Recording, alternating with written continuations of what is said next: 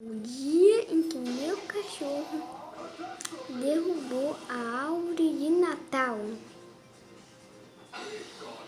Esse dia foi hoje.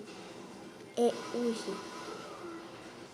E esse vídeo vai sair hoje ou amanhã. Eu não sei. Então, o meu cachorro, ele tá com pulga, então ele não pode entrar em casa. Então ele fica lá no quintalzinho.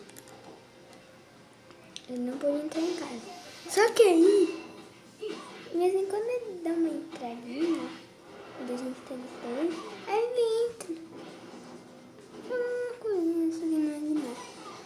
Hoje ele entrou, tava com um olhão estranho. E sabe o que ele fez? Adivinha? Deixou cair a árvore de Natal.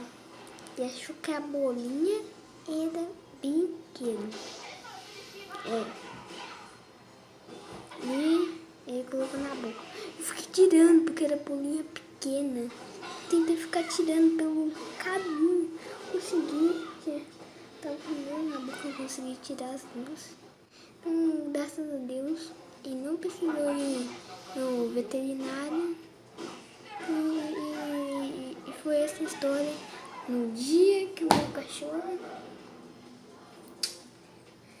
derrubou a árvore de Natal. Antes que ele derrubou... eu disse, né? Que ele foi lá com um olhar estranho. Tá, então é isso. E tchau. Tchau. Pode sair do vídeo. Pode sair do vídeo. Já vai, sai.